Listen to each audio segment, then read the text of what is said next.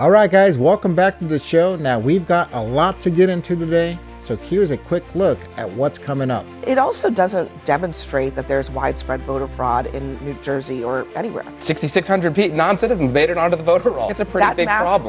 That math doesn't math. What is your tolerance for any fraud at all? This was not fraud. This was a mistake. An illegal alien gets put on the rolls, however they got there, and cast a ballot. I mean, but you acknowledge Sounds like voter that fraud you to me. acknowledge. Yep, Scott Jennings and Abby Phillips, they get into a heated debate over whether what happened in New Jersey was voter fraud or simply a computer error. This is obviously not a great situation. She acknowledged that. But it also doesn't demonstrate that there's widespread voter fraud in New Jersey or anywhere. In New Jersey? 6,600 non-citizens made it onto the voter rolls. That's okay. To me is pretty widespread voter fraud. That's widespread? Yeah. I think it'd be pretty bad if one person who's not a legal citizen of the number of registered voters in the state? Do you know? New Jersey spends $60 billion over that overall on its budget. So I think if we're seeing... Yeah, but I mean, you just said it's widespread. So where's the proof that it's widespread? 6,600 non-citizens made it onto the voter roll. That is 0.006% of registered voters in the state. Mikey Sherrill, she won. She's already making excuses. I don't think it invalidates her election. She won her election by 500,000 votes. There were 3.3 million ballots cast in that election. 400 ineligible voters. Let's say, because we don't even know, let's say they all voted for her, which maybe they did. Yeah, it still wouldn't didn't. Invalidate the election. That would be about 1/100% of all the votes cast. Widespread? Yeah, 6,600 non-citizens made it onto the voter rolls. That's pretty bad. I think. Hold on, widespread. Yeah.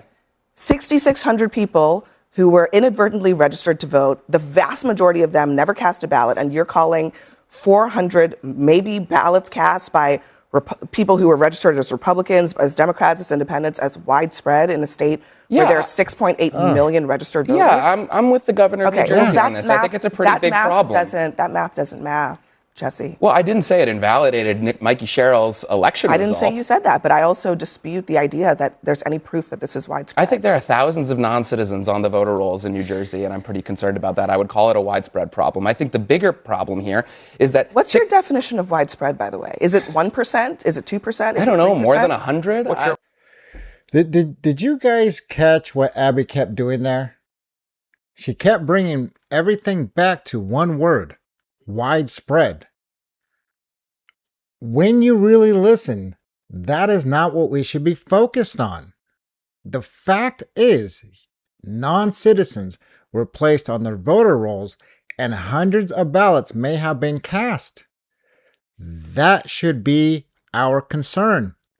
Instead, Abby pulls us into an argument about percentages and being convinced that this is somehow not that big of a deal. It just feels like this is a deflection. Yeah, we all know this makes the Democrats look bad. For years, we have heard that election security concerns are exaggerated. Then something like this happens, and suddenly the defense becomes, well, it was not enough to change the election. But that is not the point. You should not have to prove that an election was overturned before anyone takes the problem seriously. We should be asking how this happened, why the system failed, and whether it could happen somewhere else. You do not make the facts less serious by arguing over the word widespread. And after Abby keeps trying to narrow the conversation, Scott Jennings finally asked her the blunt question: what is your tolerance for any voter fraud at all? Let's watch how she responds. I think it's a big problem. What's yours? What's your tolerance for this? Great question. This is not about tolerance. This is about, is it widespread or is it something that is relatively rare, You're pounding him over the word widespread. I just would ask you, Scott, what is your tolerance for any fraud at all? Is it widespread? Absolutely. over 6,000 people. What is your bar for and widespread? She said, my bar is I want no tolerance. I have zero tolerance. So what is for your this. tolerance for American By the way, citizens? this isn't the only place this is happening. What is your tolerance for American citizens whose valid voter registrations are invalidated by incorrect databases? What's your tolerance for that? I don't have tolerance for any mistakes in the electoral system, including putting non-citizens on the rolls. So then why are we not keeping the same energy for that as we are for this? I do have energy. As you know, I've come out here and long argued we're talking about that New every Jersey right time now. we don't clean up the voter rolls, that every time a non-citizen makes it onto the voter rolls, it invalidates some legal person's vote. What about when an like American is not allowed to vote when they are eligible to vote? I don't have any tolerance for that either. An American citizen should be allowed to vote. But American citizens are invalidated why are when you illegal okay aliens then with the are glitched onto the administration system. using a system that a federal judge recently found was actively removing U.S. citizens from the voter rolls based on inaccurate information? Oh my goodness. Why are you comfortable with that system being used to check the voter rolls? He never This is said a he convenient was. deflection for you. This is the worst possible Yes. story that could happen for Democrats right now just- regarding Yes. the debate over the SAVE A Act. convenient deflection. 600 These are illegal That's aliens exactly on the it. rolls I can in New tell. Jersey that you know about. Can I tell you why I think this conversation is wrong? So even after Scott asks her directly, what is your tolerance for voter fraud? Abby, she still will not answer his question. And did you notice the way she responds? You know, that little smirk, the tone she has? To me, it looks like she keeps talking down to him. Now, I don't know about you, but to me, she just comes across as one of those middle-aged liberal women who always thinks they are the smartest person in the room. And why do they think that? Simply because they got a college degree. So that somehow automatically makes them the smartest person in the room. And honestly, her attitude is just annoying. Because she is not listening to Scott. Instead of answering the questions, she turns the question around and asks what his tolerance is. What's your tolerance? Scott gives a clear answer. We should have a zero tolerance for voter fraud. The second he says it, she pulls the bait and switch. Suddenly, we are no longer talking about the 6,600 non-citizen registered in New Jersey. Now, we are talking about American citizens possibly being removed from voter rolls. And of course, somehow Donald Trump is to blame. Do you see what just happened, guys? The original story just disappeared. She even tells Scott what he believes before giving him a chance to explain himself. This wasn't an honest conversation. This was an attempt to control how you and I understand the story. And what better way to control the narrative than to convince us that this is somehow actually good for the Democratic Party? Because, first of all, this is not the worst possible conversation. This is actually a very good conversation for Democrats because Mikey Sherrill did exactly the right thing. She was transparent. That's all I was saying. Let me finish. She was transparent. And it was good. She was transparent. She was accountable. She immediately held the people accountable. She removed the software vendor, and she criticized the former governor, who was a Democrat, criticized the former governor for failing to address the problem. That's exactly what a responsible leader is supposed to do. Exactly the opposite of what Donald Trump did in his irresponsible speech last week. Exactly the opposite of what Donald Trump did when he lost the 2020 election. And he told the people in Georgia he needs to find 11,780 votes, which, by the way, is voter fraud. This is not an issue about whether it's widespread or not. It's not, because it's really a question about, is it even fraud? This was not fraud. This was a mistake. People were given an option. Are you a U.S. citizen or not? They said no. But the computer system incorrectly registered them to vote. Look at They didn't Scott's do anything. face. That's a fair Fraud point. required them to do something That's on a their fair own point. purposely It to is- defraud it the is- system. Did you guys see what just happened there? This guy, he takes a story about 6,600 non-citizens being placed on their voter rolls, and get this, he turns it into a success story for the Democrats. Instead of focusing on what went wrong, He wants us to focus on how noble the governor was for cleaning up a mess that they created. Great job. The thing is that does not erase how serious this failure really was. Come on. And then, of course, right on cue, who gets dragged into the picture? Donald Trump. So now, instead of talking about New Jersey, we are talking about Georgia. We're talking about the 2020 election and things that happened years ago. Did you see how the narrative quickly changed? Before you and I had a chance to process what happened in New Jersey, they are already telling us who the hero is in the story. The Democrats, of course. And who are the villain? Well, Donald Trump. This is why I have a hard time trusting the mainstream media. We're not given the facts. You know what I'm saying? We are given their interpretation before we can think for ourselves. Now, I'm sure you won't be at all surprised what happens next.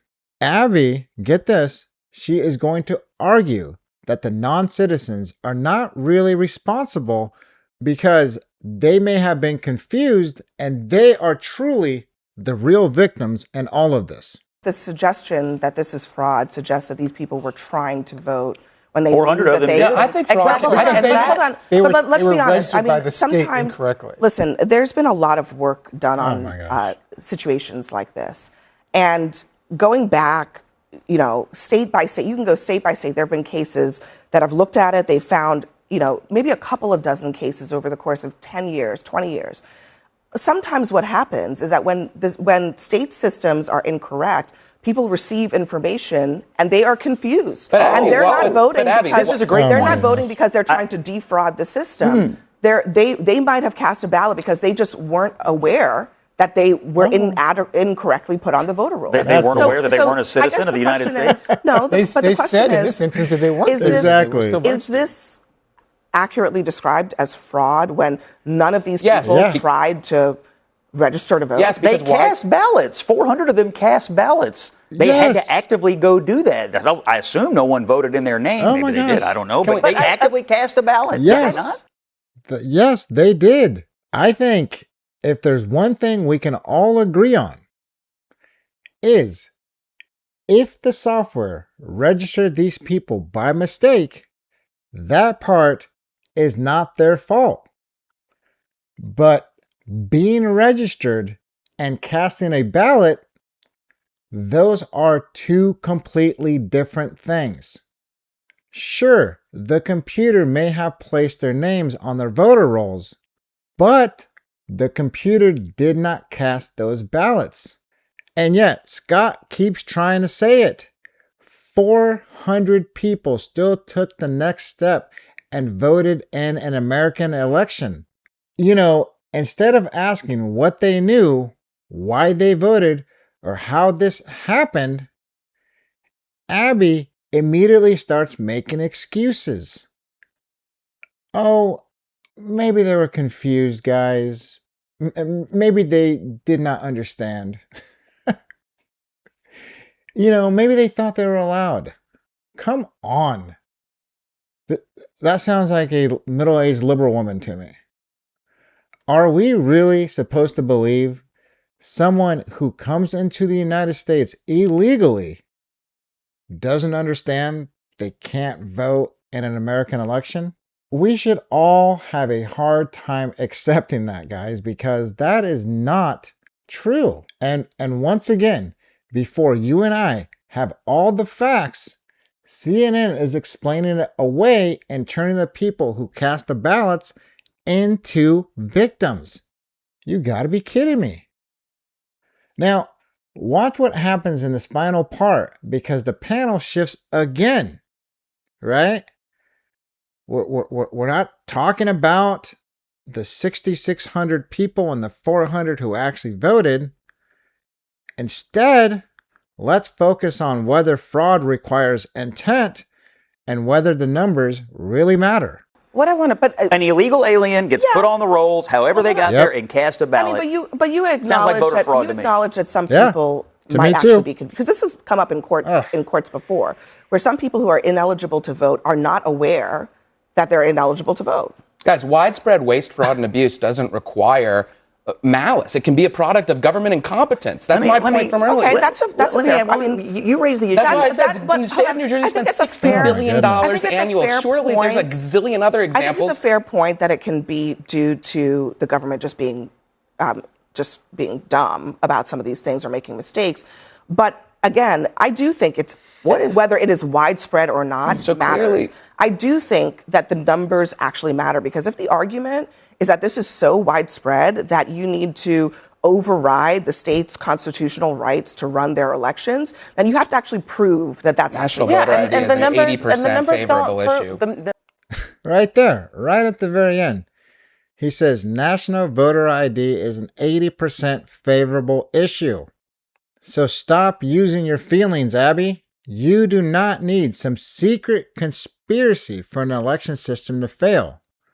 Yes, sometimes fraud, waste, and abuse, that happens because the government is careless, the software is broken, or nobody is paying attention. You're right, Abby. That is exactly why this matters. If a non-citizen is placed on the voter rolls and then casts a ballot, you and I do not have to pretend the problem disappears just because somebody may have been confused. Intent may matter when prosecutors decide whether to charge an individual, but for the rest of us, for me and you, the bigger question is whether the system worked. And clearly, it did not. Abby keeps coming back to the numbers as if 6,600 registration and roughly 400 possible ballots are too small for us to care.